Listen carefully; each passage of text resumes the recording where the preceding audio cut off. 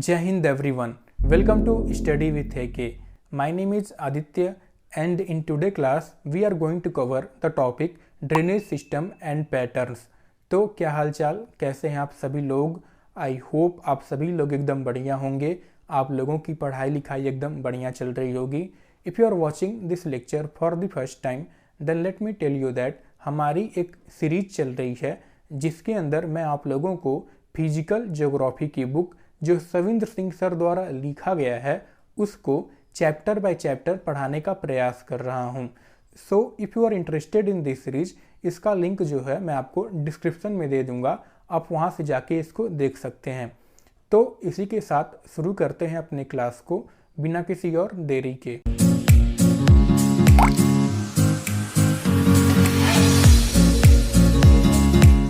सबसे पहले आइए हम लोग ये जानने का प्रयास करते हैं कि आज के क्लास के अंदर हम लोग कौन कौन से टॉपिक्स कवर करने वाले हैं।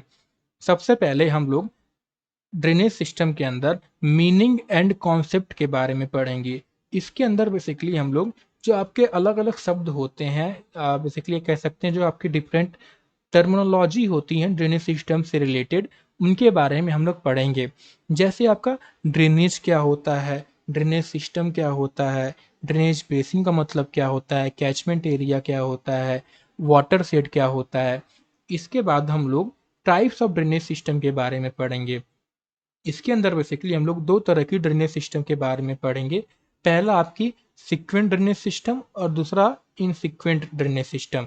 सिक्वेंट ड्रेनेज सिस्टम जो है इसके अंदर हम लोग चार तरह की ड्रेनेज सिस्टम के बारे में पढ़ेंगे। पहला आपका कॉन्सिक्वेंट स्ट्रीम, दूसरा आपका सबसिक्वेंट स्ट्रीम, थर्ड आपका ऑब्सिक्वेंट स्ट्रीम और फोर्थ आपका रिसिक्वेंट स्ट्रीम।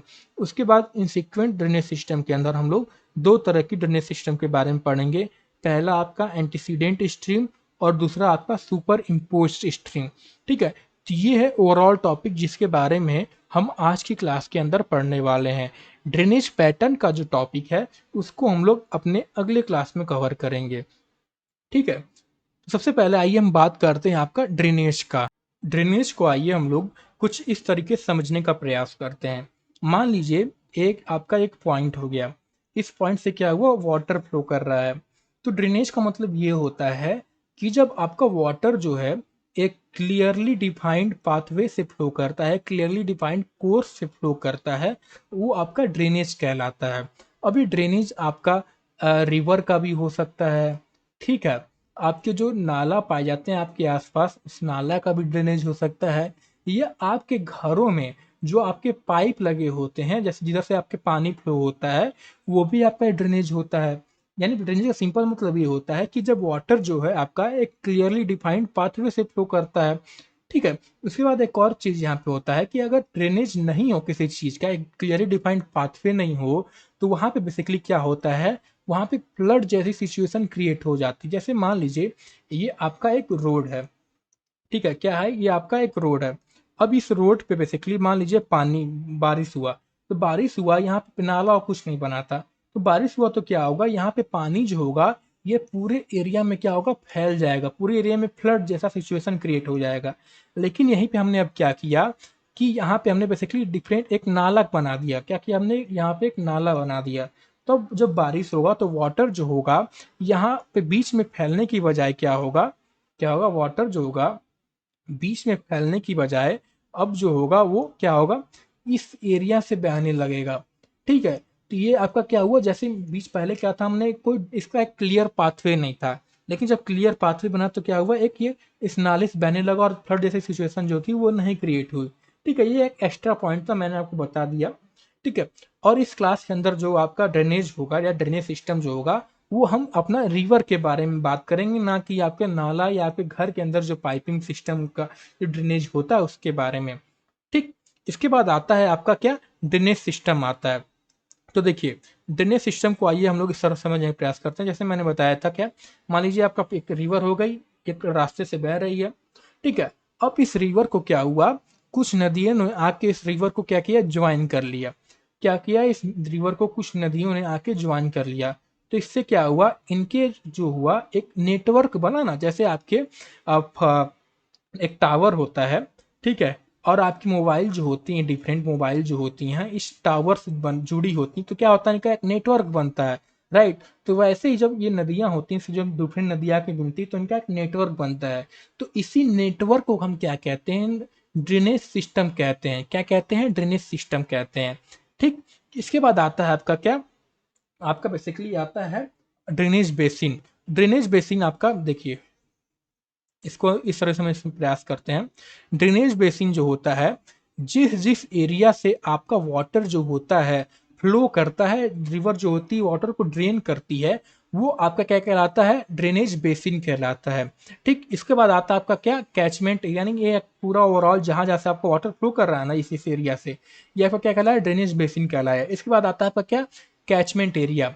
तो कैचमेंट एरिया बेसिकली वो एरिया होता है जिस एरिया से रिवर के अंदर क्या होती है, पानी आके जुड़ती है, इसके अंदर ऐड होती है, वो आपका कैचमेंट एरिया कहलाता है। यानी इस इमेज के अंदर अगर हम इस रिवर की कैचमेंट एरिया की बात करें, तो इसका जो कैचमेंट एरिया, जैसे मान लीजिए यहाँ पे अगर बारिश होगी, तो जितना भी इस एरिया आपका दिख रहा है, इसका पानी क्या होगा, इस नदी के अंदर आके क्या होगा, जुड़ेगा। तो ये क्या हो जाएगा, ये सब एरिया जो होगा इस नदी का कैचमेंट एरिया हो जाएगा। ठीक है। इसके बाद आता है आपका वाटर शेड। वाटर शेड जो होता है, ये मान लीजिए एक और नदी थी, इसकी आपकी ये ड्रेनेज बेसिन हो गया। वाटर सेट जो होता है, दो ड्रेनेज बेसिन के बीच का जो एरिया होता है वो आपका वाटर सेट कहलाता है।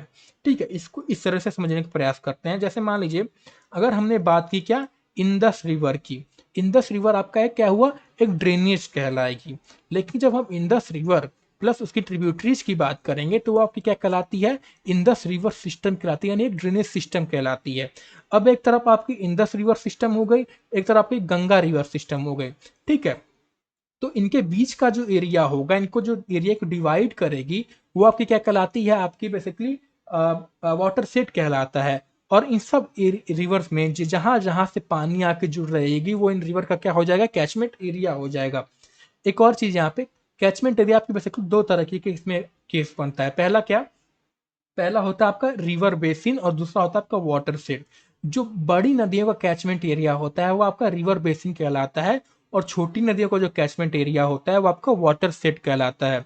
ठीक। तो आई थिंक यहाँ से आपको समझ में आया होगा। आइए इनको हम स्लाइड के जरिए भी देख लेते हैं एक बार। पहला क्या, ड्रेनेज। तो when water flows through what clearly defined pathways like river and stream, this process is referred to as drainage. उसके बाद आता है आपका ड्रेनेज सिस्टम, यानी the entire interconnected network of these pathways which work together to channel and transport water across the landscape is known as drainage system।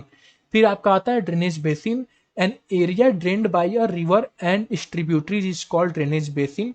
फिर catchment area जो मैंने बताया था क्या, a river drains the water collected from a specific area which is called its catchment area. फिर आपका water set, यानी कि the boundary line separating one drainage basin from other is known as water set. यानी Indus river system और Ganga river system के बीच का जो line होगा, जो एरिया इनको सेपरेट कर रहा होगा, वाटर सेट कहलाएगा। उसके बाद जो मैंने आपको बताया था क्या, लार्ज रिवर का कैचमेंट एरिया आपका रिवर बेसिन कहलाता है, वहीं स्मॉल रिवरेट या रील्स का जो आपका एरिया होता है वो आपका वाटर सेट कहलाता है। ठीक है। इसके बाद अब हम आगे बढ़ें तो देखिए, आपका जो, एक मिनट रुक जाएगा, हम ठीक है। आपकी जो ड्रेनेज नेटवर्क होती है उनका जो कैरेक्टरिस्टिक होता है, उनकी कैरेक्टरिस्टिक की जो स्टडी की जाती है वो बेसिकली दो अप्रोच से की जाती है, दो तरीके से की जाती है। कौन कौन सी, पहला आपका आता है जेनेटिक अप्रोच और दूसरा आपका आता है डिस्क्रिप्टिव अप्रोच। कौन कौन से, genetic approach and descriptive approach. Descriptive approach जो होता है, it involve study of characteristic of the forms and pattern of stream of a given region. यानी किसी नदी की, जैसे मान लीजिए इनके ट्रिब्यूटरी हो गए, इनका जो पैटर्न, जहां जहां ट्रिब्यूटरी जुड़ रहे हैं इनका एक पैटर्न बनता है। ठीक है। तो इनका जो पैटर्न बनता है, इनके स्टडी को descriptive approach basically descriptive approach कहलाता है। और जेनेटिक अप्रोच जो होता है, it involve investigation of the evolution of stream of a region in relation to tectonic lithologies and structure. यानी drainage system refers to origin and development of stream through time, while drainage pattern जो है, it means spatial arrangement and form of terms of geometrical shapes in different rock type, geological structure, climatic condition and denudational history. ठीक है। यानी drainage system के अंदर basically हम stream की origin development के बारे में पढ़ते हैं, जो आपका क्या कहलाता है, जेनेटिक अप्रोच कहलाता है। और ड्रेनेज पैटर्न के अंदर बेसिकली हम कहीं अगर नदियां आपकी जुड़ रही हैं तो उनके बीच का जो पैटर्न कैसा बन रहा है, ठीक है, वो आपका क्या कहलाता है, आपका वो डिस्क्रिप्टिव अप्रोच कहलाता है। ठीक है। इसके बाद हम आगे बढ़े तो the origin and subsequent evolution of any drainage system in a region are determined and controlled by what, two main factor. पहला आपका आता है nature of initial surface and slope, और दूसरा आपका आता है जियोलॉजिकल स्ट्रक्चर, जैसे फोल्ड है, फॉल्टिंग है, फ्रैक्चर है। ठीक है। तो ये था आपका क्या, मीनिंग एंड कॉन्सेप्ट। इसके अंदर बेसिकली हम लोगों ने 5 कॉन्सेप्ट के बारे में, 5 शब्दों के बारे में पढ़ा, और आई थिंक आपको उनका मतलब समझ में आया होगा, उनके बीच का डिफरेंस समझ में आया होगा। ठीक है। इसके बाद हम आगे बढ़े तो अब हम बात करते हैं टाइप्स ऑफ ड्रेनेज सिस्टम की। तो देखिए, ड्रेनेज सिस्टम को बेसिकली 2 ब्रॉड कैटेगरी में बांटा जाता है। किस आधार पर बांटा जाता है? On the basis of adjustment of the stream to the initial surface and geological structure. यानी कोई नदी जो है वो अपने वहाँ की सरफेस से, वहाँ की जियोलॉजिकल स्ट्रक्चर से अपने आप को कैसे एडजस्ट करती है, उसके आधार पर इनको 2 ब्रॉड कैटेगरी में बांटा जाता है। पहला आता है क्या क्या सीक्वेंट ड्रेनेज सिस्टम, और दूसरा आता है इनसीक्वेंट ड्रेनेज सिस्टम। इसको आइए हम लोग इस तरह के समझने का प्रयास करते हैं। मान लीजिए हमारी कोई नदी थी। ठीक है। नदी यहाँ से अपना एक बह रही है नदी। ठीक है। अब बहते बहते नदी को क्या हुआ, बीच में इस नदी के क्या हुआ, एक माउंटेन आ गया। क्या हुआ, आपका मान लीजिए एक माउंटेन आ गया। ठीक है। अब माउंटेन जब आ जाएगा तो यहाँ पे बेसिकली क्या होगा, 2 तरह की केसेस बनेंगी। पहला केस क्या होगा, ये नदी जो होगी या तो इस माउंटेन को इरोड करते हुए क्या होगी, निकल जाएगी बिना अपना कोर्स चेंज किए, या तो एक और केस बनेगा, या तो इस माउंटेन को इरोड ना करके बल्कि इसके साइड से नदी जो होगी निकल जाएगी। तो जब नदी जो होगी इसके साइड से निकल जाएगी बिना उसके जियोलॉजिकल स्ट्रक्चर को चेंज किए, बस उसके जियोलॉजिकल स्ट्रक्चर के साथ चलते चलते, तो आपका क्या होगा, सीक्वेंट ड्रेनेज सिस्टम कहलाएगी।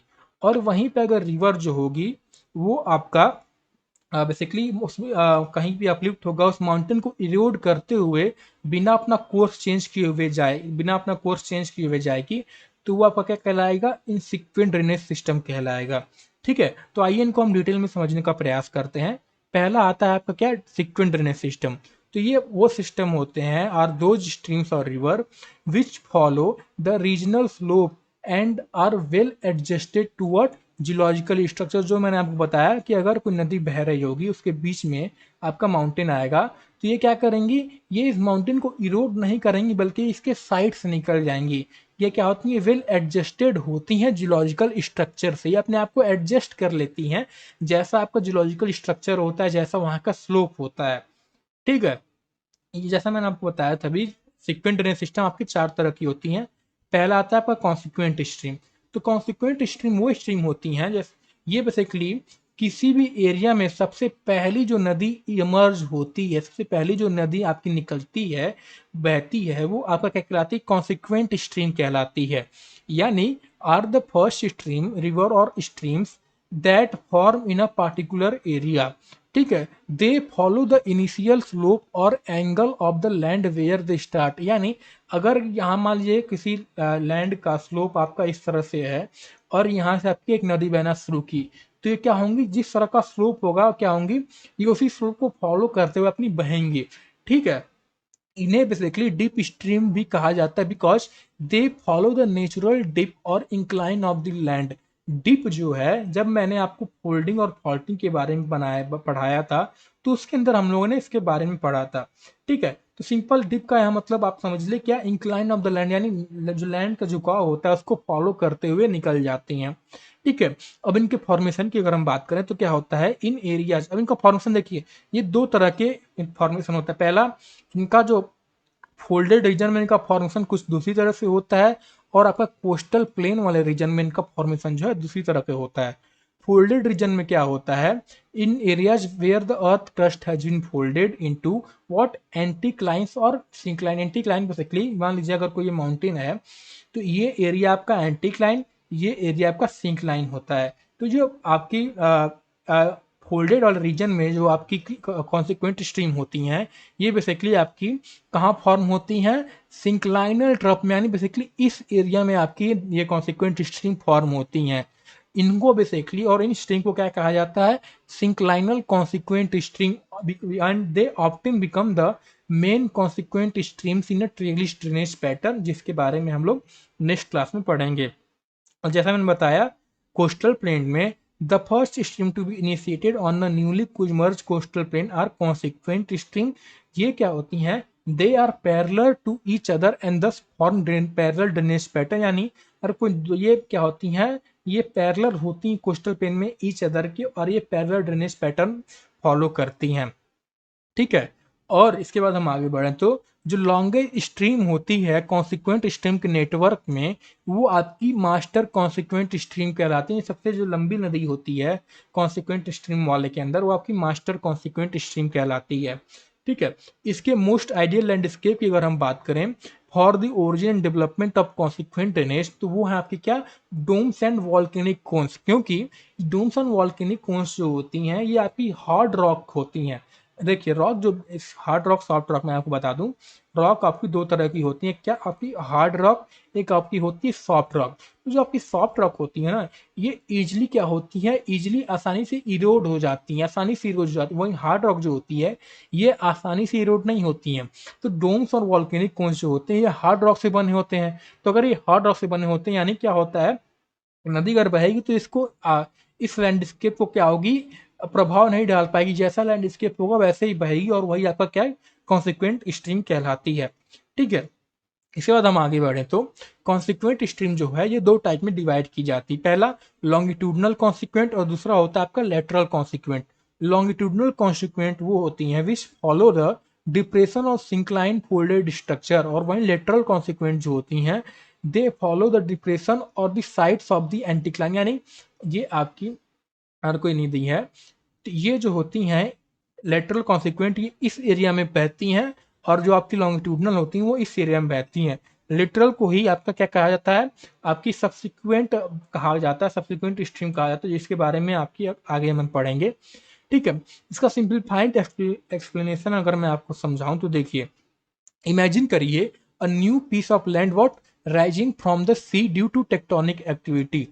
सो the first stream to form on this land will flow directly downhill following the natural slope towards the lowest point like the sea. These initial stream are what consequent stream.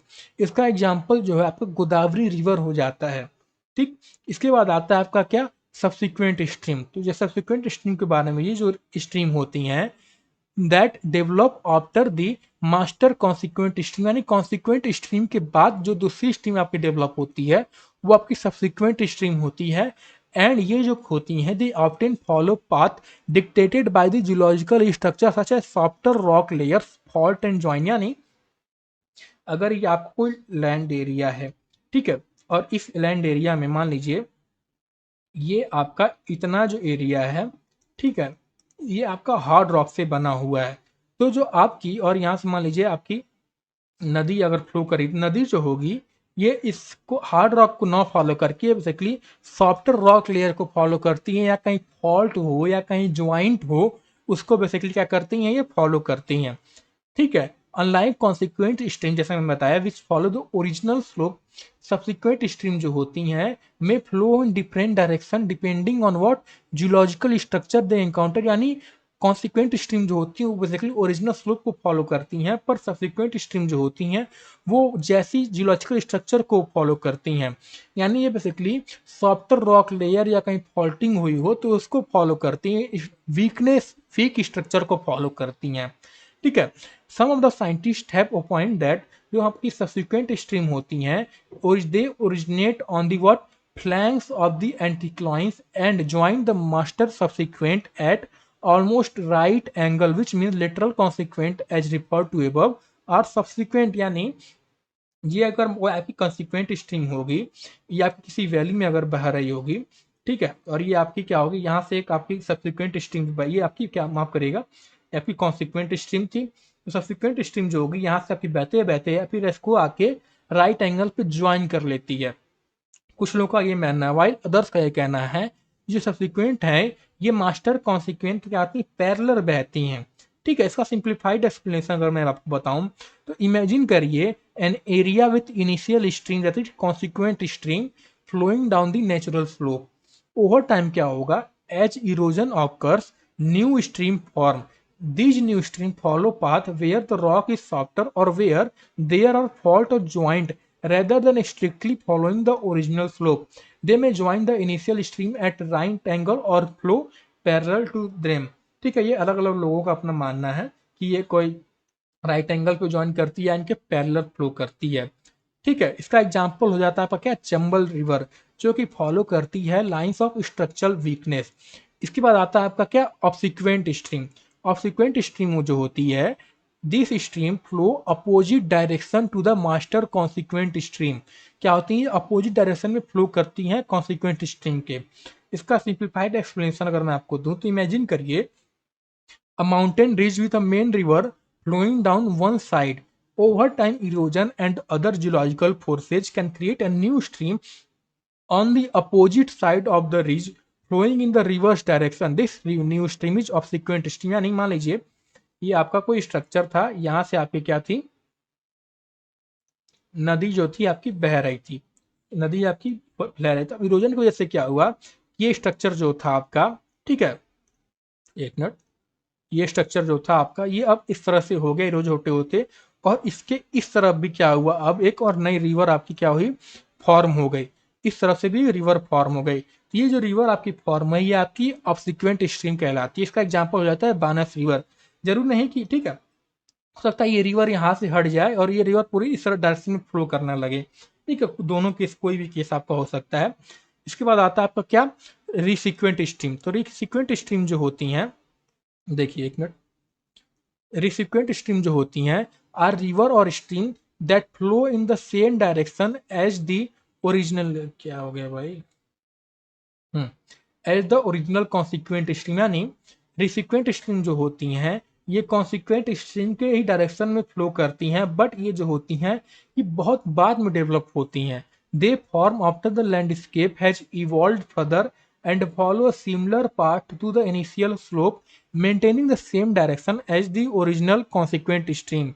Simplified explanation अगर इसका मैं दूं तो imagine करिए a newly formed landscape where initial stream follow the slope of the land. As time passes, additional stream form that follow the same general direction and pattern as initial stream. These new stream are what, resequent stream maintaining the drainage pattern established by the original consequent stream। ठीक है, इसके बाद हम बात करते हैं, इसका example देख लीजिए, आपको हो जाता है क्या, सुब्रनेखा रिवर जो मेंटेन करती है original slope direction but develop ये क्या थी, कॉन्सिक्वेंट स्ट्रीम के बहुत बाद डेवलप हुई थी। इसके बाद हम बात करते हैं आपका इंसिक्वेंट ड्रेनेज सिस्टम। तो मैंने जैसे बताया था कि अगर कोई आपकी रिवर फ्लो कर रही होगी उसके बीच में अगर कोई माउंटेन आ जाएगा, ठीक है, तो क्या करेगी, इस माउंटेन को क्या करेगी, इरोड करते हुए निकल जाएगी, अपना कोर्स नहीं चेंज करेगी, इस माउंटेन को क्या करेगी, इरोड करते हुए निकल जाएगी। और यहाँ पे आपका दो केस बनता है। ठीक है, पहला केस ये बनता है कि क्या, पहला तो ये होगा कि इस, देखिए मान लीजिए हमारा एक लैंडफॉर्म था, इसके ऊपर से क्या थी आपकी नदी फ्लो कर रही थी, नदी फ्लो कर रही थी। अब क्या हुआ, इस लैंड पे आपकी अपलिफ्टमेंट हुई। इसकी वजह से क्या हुआ कि आपका ये जो स्ट्रक्चर था यहाँ पे इसके बीच में आपका ये माउंटेन क्रिएट हो गया। तो माउंटेन क्रिएट हो गया, तो माउंटेन क्रिएट होने के बावजूद क्या हुआ कि नदी जो थी उसने अपना कोर्स नहीं चेंज किया और इसको इरोड करते हुए बहती चली गई। दूसरा केस क्या बनेगा कि मान लीजिए आपका एक लैंड था, ठीक है, इस लैंड का इतना एरिया आपका जो था, मान लीजिए ये हार्ड रॉक का बना हुआ था, ठीक है, और ये क्या था, यहाँ पे इसके ऊपर नदी बह रही थी। तो नदी जब बहेगी ये क्या करेगी, इरोड करते करते ये क्या करेगी, नीचे आएगी और इरोड नीचे आते आते पहले तो ये सब इसको इरोजन करेगी, और जब ये हार्ड रॉक पे आएगी तो ऐसा नहीं होगा कि हार्ड रॉक पे आके अपना कोर्स चेंज कर देगी, क्योंकि हार्ड रॉक जो होते हैं वो इरोजन आसानी से नहीं होता है। ये क्या करेगी, इस हार्ड रॉक को भी क्या करेगी, इरोड करते हुए चली जाएगी। तो ये आपका जो पहला केस बना था ये आपका कहलाता है क्या, एंटीसीडेंट ड्रेनेज सिस्टम, और जो दूसरा केस बना था वो कहलाता है सुपर इम्पोज ड्रेनेज सिस्टम। ठीक है, आइए इनको हम स्लाइड के जरिए समझने का प्रयास कर लेते हैं। तो एंटीसीडेंट ड्रेनेज सिस्टम जो होता है, it consist of a streams of एक minute streams or river that maintain their original place and pattern despite what changes in underlying rock topography due to tectonic activities such as uplift or folding. These rivers are able to cut through rising land, maintaining their flow direction. Antecedent streams जो होती हैं are river that existed before significant tectonic activity like mountain building began. They established their course before the uplift और deformation of the landscape obscured. ठीक है, formation का समझ लेते हैं, यानी कि as the land is uplifted due to tectonic forces, the antecedent stream continues to cut downward through the rising terrain maintaining its original course। ठीक है, इसके बाद और एक और चीज, जो डेवलपमेंट होता है एंटीसीडेंट ड्रेनेज सिस्टम का, ये जो डिपेंड करता है basically on the nature and rate of land uplift, and land का अपलिफ्ट जो है वो किस तरह से हो रहा है। यानी अगर जो अपलिफ्टमेंट होगा वो बहुत ही तेजी से हो जाएगा तो उस वजह से क्या होगा, रिवर्स जो होगी वो अपना ओरिजिनल कोर्स मेंटेन नहीं कर पाएगी, and thus it will not be called antecedent drainage system. लेकिन अगर आपका अपलिफ्टमेंट कुछ इस तरह से हो रहा होगा कि जो आपका रेट ऑफ इरोजन होगा, क्या होगा, रेट ऑफ का इरोजन होगा वो रेट ऑफ अपलिफ्टमेंट से क्या होगा, इक्वल हो जाएगा। याद करिए जब हमने अपने लास्ट चैप्टर में पढ़ा था साइकिल ऑफ इरोजन के अंदर। ठीक है, यानी कि अगर रेट ऑफ इरोजन जो होगा और रेट ऑफ अपलिफ्टमेंट जो होगा जब एक समान होगा तभी आपकी एंटीसीडेंट स्ट्रीम क्या होगी, फॉर्म हो सकती है। और ठीक इसके बाद हम एक और चीज, the nature and dimension of upliftment also determine antecedence of the river. यानी आपका जो बेसिकली अपलिफ्टमेंट जो हो रहा है कितने डायमेंशन में हो रहा है, यानी अगर आपका जो अपलिफ्टमेंट है वो it is the local upliftment है और ना कि रीजनल अपलिफ्टमेंट है, तब आपका एंटीसीडेंट स्ट्रीम क्या होता है, बर्थ होता है। ठीक है, इसका सिंप्लीफाइड एक्सप्लेनेशन कुछ इस तरह से हो जाता है कि इमेजिन करिए a river flowing through a flat plain. Over time, tectonic forces began to uplift the plain into mountain range. If the river is powerful enough to cut through the rising mountain as fast as they are uplifted, it will maintain its original course flowing through deep gorges within the mountain. This river is what antecedent stream. इसका example हो जाता है Indus river which maintain its path through the rising Himalayas. ठीक है, इसके बाद आता है सुपर इम्पोज ड्रेनेज सिस्टम। ये ड्रेनेज सिस्टम क्या होता है, जैसे मैंने आपको बताया था, is a river that maintains the characteristic of its previous drainage pattern even after it has eroded and cut through different geological formation. Essentially, the river continues to flow the same path and maintain its valley shape even as it flow over a new geological structure. ठीक है, जैसे मान लीजिए कोई river जो है it began it's journey on a geological formation which is characterized by certain structure and rock type. Initially मान लीजिए क्या था, ये आपका सेडिमेंट्री रॉक से बना हुआ था, हॉरिजॉन्टली बेडेड सेडिमेंट्री रॉक से। इसके बाद क्या हुआ, the river cut down into the landscape creating valleys through vertical erosion.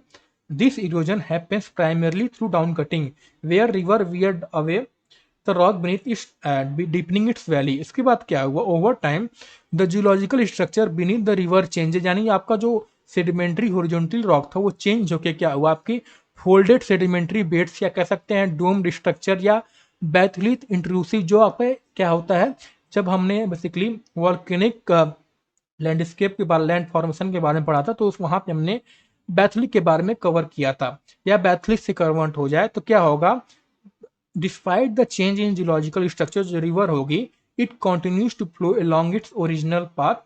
The valley that developed on the old geological formation persist as the river cut through the new different structure. ठीक है, the new geological formation must accommodate the valley and flow direction of the river established on the old structure.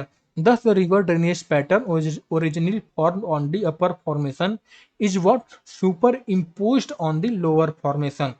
ठीक है, तो I think आज के लिए बस इतना ही। मिलते हैं आपको अगले क्लास में। अगले क्लास में हम लोग, जैसे मैंने आपको बताया, हम लोग डिफरेंट ड्रेनेज पैटर्न के बारे में पढ़ेंगे। ठीक है, तब तक के लिए हमारे साथ ऐसे बने रहिए, अपनी पढ़ाई करते रहिए, और अगर आपको ये लेक्चर पसंद आया हो तो please make sure to like share and subscribe this channel. और अगर आपको कोई भी डाउट हो तो आप मुझे कमेंट में करके पूछ लीजिएगा, और इस लेक्चर का जो आपका पीडीएफ होगा वो मैं आपको टेलीग्राम चैनल पे अपलोड कर दूंगा। ठीक है, और इस टेलीग्राम चैनल में मैं आपको इस लेक्चर से जितने भी आपके एमसीक्यू बनेंगे वो भी मैं आपको वहीं पे अपलोड कर देता हूँ पीडीएफ के अंदर। ठीक है, यानी आप इस लेक्चर को पढ़ के या बुक के अंदर से इस टॉपिक को पढ़ के आप वहां से एमसीक्यू सॉल्व कर सकते हैं, जिससे आपको ये समझ में कंफर्म हो जाए कि हाँ आपको इतना टॉपिक समझ में आया, और कुछ नहीं समझ में आया तो आप फिर से जाके उसको रिवाइज कर सकते हैं। ठीक है, मिलते हैं आपको अगले क्लास में, तब तक के लिए हमारे साथ ऐसे बने रहिए। जय हिंद।